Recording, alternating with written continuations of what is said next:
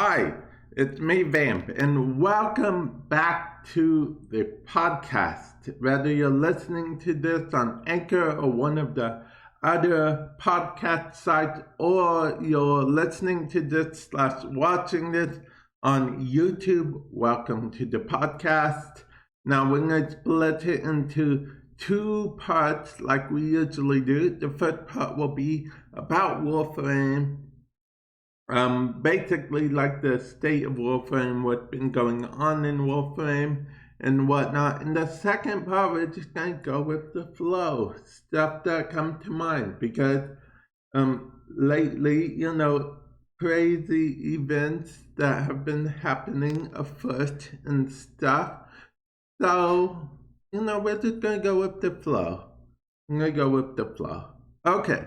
So let's start off with Warframe, okay? Now, Warframe I think is doing pretty good. Although that may not be the case, we will see. And the reason I say that is because people are okay, that's the thing. People want more things to do. People want things to do faster because, it's the sign of the times that we're in. Right now, that people want a lot more to do, a lot faster to do. And DE is getting stuff still. They're working from home still. Last time I did this podcast episode, I touched down a bit on that these actually working from home. Yep, digital extremes. They're working from home, pumping out the updates and stuff from home. But one could argue that everything started before that. So let me break it down, I guess, in a bit. Okay, so we were announced this latest update, Scarlet Spear, and then the major update before that was actually was the Empyrean.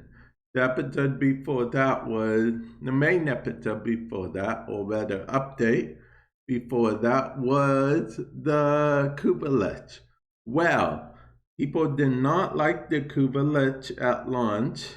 They think the Kubelet has gotten a bit better now, but it took till the end of Q1 in the next year to fix, the Kubelet system. This is according to most people, okay? The people I've talked to, what I've seen on the interwebs. Empyrean launched with a lot of bugs, super grindy. Apparently, some people are in consensus that Empyrean, aka Railjack, had gotten a little better, but not better on the same scale as the Kubelet system. So we'll see what happens there in the future.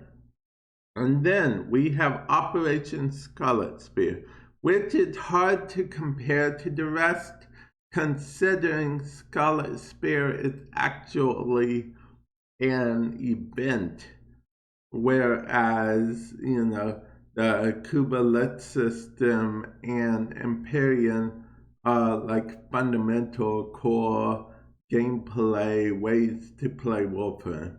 I mean, you could argue whether the Kubelet is or not, but the Empyrean is. Well, you could also argue that, I guess, because both of those you can technically opt out of. You can opt out of Empyrean a lot easier than the Kubelet system, but that's neither here nor there right now.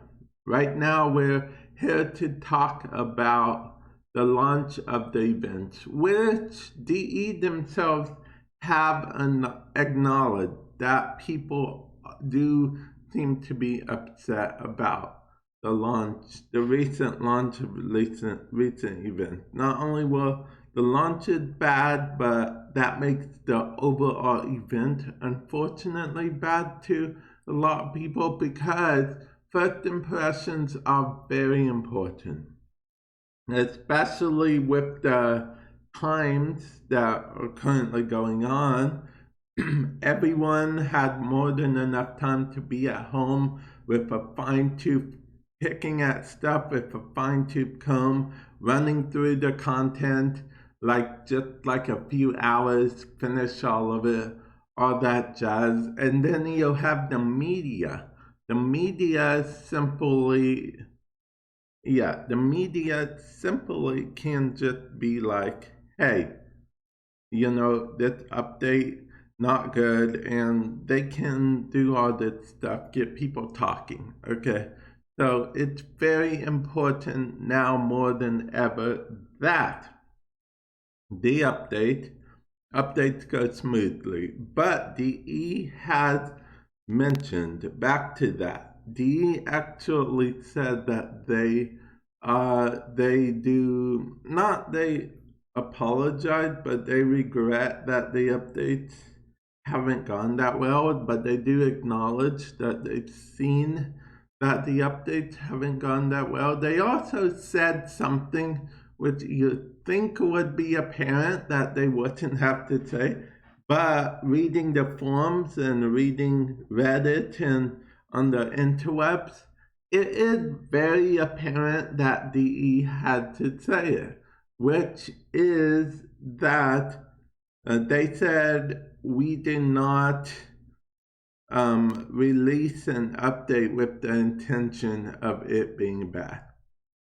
Right there, you think they would not have had to say that, but like I said, because of the internet, what the things I've seen online, it's more than justified that DE actually did say that, because I'm pretty positive that the conspiracy theory going on right now that DE releases bad updates, then goes back and makes them good updates, and then people think, oh, they want people to think that, oh, they're listening to the fans. I'm pretty sure there is a conspiracy theory like that out there, okay, guys? It would not surprise me one bit. But do I think that way? No, I personally do not think that way, because I think it would hurt D more than help D in the long run if they did go that route. Yeah, I honestly would like to believe that they did not go that route. I don't know if any company could go that route long term, especially a free-to-play game. Because remember, Warframe is a free-to-play game. It makes its money from people wanting to buy stuff in the game, like any other free-to-play game. And if there's a bad update, guess what people don't want to do? Yes, the people don't want to buy stuff if it's a bad update. Now, when it comes to Warframe, I will admit I'm a little biased because I'm a Warframe partner. I enjoy Warframe quite a bit. It's my main squeeze, as it were. And then to boot, I'm a content creator. And right now, one of my biggest games, if not the biggest game I cover at the moment as a content creator, is Warframe. So you'll have that. So does that make me biased? A little bit, but at the end of the day, not too much. I am here explaining to you guys the good, the bad, and whatnot, in my opinion. But yeah, that is what's going on with Warframe. And yeah, I guess, well, it's actually been exactly like half the thing probably. So, I think we should take the time to go with the flow. Okay, so as I mentioned, we are going with the flow, and the flow leads me to talk more about Warframe, yo. Sorry about that. Okay, so anyway, so new games have come out. Games I want to check out, honestly. Uh, but the bad thing is the game will probably be super old once I decide to check it out, which is, let's see, that Doom Eternal. I actually do want to check that out quite a bit, even though I suck at video games. That doesn't stop me from wanting to check it out. And then after that, well, not after that per se, but I do also want to check out Animal Crossing. Don't judge me, okay? I want to check out Animal Crossing. I think it will be a fun game, okay?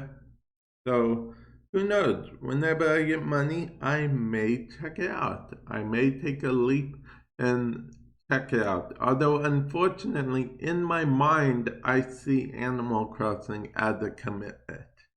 Okay, I'll explain.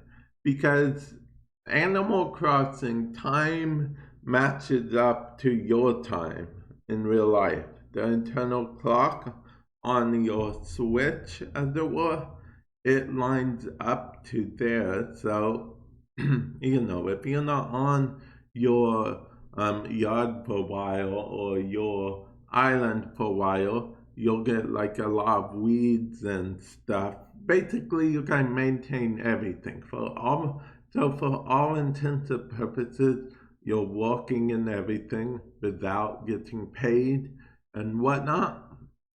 So yeah, I feel like it would be a big giant commitment. And I do not know exactly if you guys are listening to this anywhere, but especially YouTube. Feel free to go to YouTube, go to Warframe Madness, in the latest podcast episode, you know, leave in the description below what you guys think. Do you guys think Animal Crossing is a commitment? And if it is it a commitment worth venturing into? And then also, since we are going with the flow, I also want to mention that I do have another YouTube channel called Vamp Plays. Feel free to go to youtube.com/VAMPLAYS, or you could just go on YouTube and search VAMP space PLAYS, and then you'll find the link to my channel. If you want, give it a, if you want to give it a follow, that will, you know, help me quite a bit. It's, if I'm being honest, it's having a little bit of growing pains right now, as it were. But hopefully that gets resolved in the future. And the reason, and I guess we'll talk about Doom now. I mean, I'll be honest, there's not too much happening anywhere at the time to talk too much about, but there are some video games that were released, some indie games are getting released, some major games were pushed back, a lot of my TV shows were pushed back from new episodes and whatnot, but some shows they already have like the season recorded, so you know, they are just letting that play out and whatnot. But yeah, okay. Anyway, Doom. Doom Eternal. That's the new Doom. If you haven't played Doom 2016, I recommend playing that first, although I never beat Doom 2016. I just recommend playing Doom 2016 so you can get kind of used to the control scheme. So when you go on Doom Eternal, you can just get into it, play. Although from the looks of it, it reminds me a lot of Horizon Zero Dawn's control scheme, which, you know, that was actually pretty simple for me to get used to. It was very intuitive. Okay, Horizon Zero Dawn, I thought the control scheme was going to be terrible. I took one look at it, I was like, there's no way I'm going to get this. This whole wheel thing, this whole everything. But no, it was very intuitive, like super intuitive. Like, I know what you're thinking. Warframe has a wheel, a gear slot thing, so it should be intuitive just by that. Oddly enough, Warframe's gear slot wheel thing is not that intuitive, believe it or not. I think work could be done on that to make it more go with the flow, if you will. But anyway, back to Doom Eternal. I'm interested to see it, although it seems like it would be an awesome drinking game. So maybe, who knows? Maybe I'll do a drinking game on stream sometime. Maybe not. We'll see what happens. Usually a drinking game is best when someone else is with you, especially if you're streaming, so you don't mess anything up. But I guess it depends on how drunk you plan on getting while streaming. But I don't think there are any stores near me that I could get any alcoholic beverages from. Alcoholic beverages. I sound like an old man. I am an old man. Okay, well, anyway, I just wanted to mention that. I mentioned about the games. I also have been playing a lot more Magic the Gathering Arena lately. Magic the Gathering Arena, it's one of those things that it's slowly but surely getting better and better and better, which is good and good and good. And then, really, I think that's about it. I don't really have too much more to go with for the flow with this time, this hour, this moment in time. I'm actually just stalling right now while I try to think of something because, just going with the flow stuff is a lot harder than you think when it comes to talking about stuff because of the simple fact that it's, oh yeah, I guess I can mention that I'm almost out of energy drinks. I'm almost out of energy drinks. I prefer Monster energy drinks. I'm not sponsored, by the way, but Monster, if you're out there, whether you're listening to this podcast or, listening to me on YouTube or maybe someone directed, this video or, this podcast towards you guys and you guys are listening, feel free to, reach out to me, call me.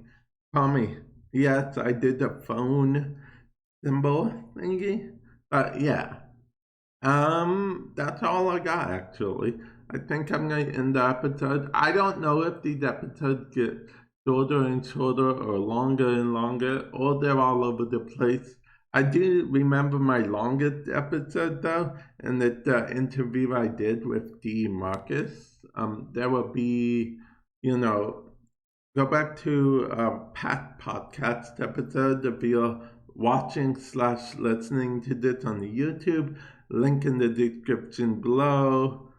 If you're listening to this on the podcast site, just go back to an earlier episode. I'm not sure what the episode number is, but it definitely was this season, I think.